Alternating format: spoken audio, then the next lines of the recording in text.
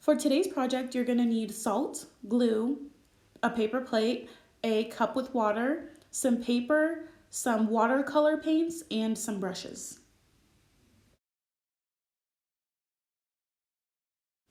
The first thing that you're gonna wanna do is grab your glue and start making a drawing or picture, only using the outline. Be sure to not fill in large sections of your picture with glue. It'll make the picture a little too heavy. So just try for some light lines and see how that looks.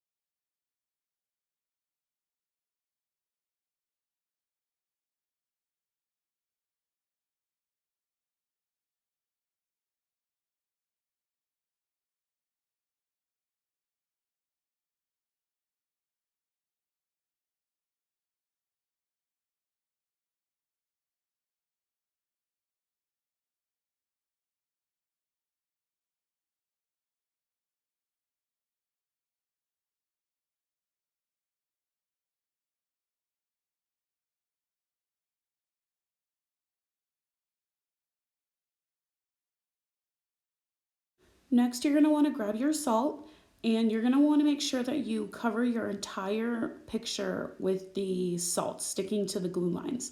So pour it as close as possible and make sure to cover as much as you can.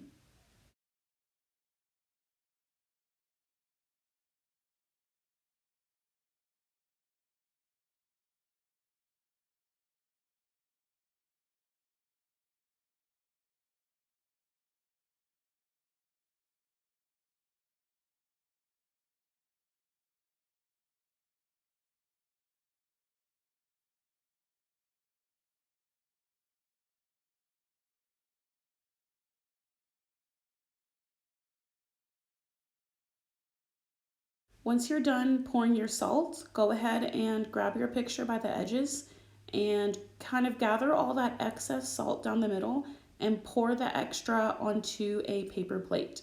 And make sure to save this so that you can do the same activity again with the leftover salt that you have.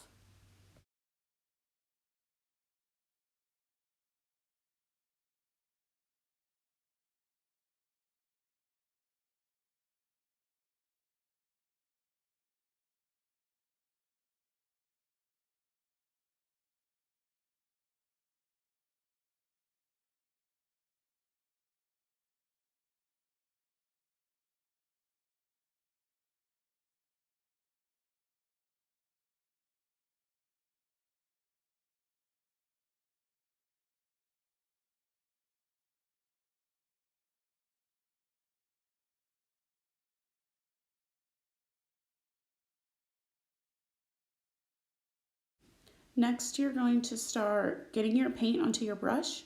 You want to make sure you get a lot of paint and a lot of water. The more runny it is, the better that it's going to spread throughout the salt.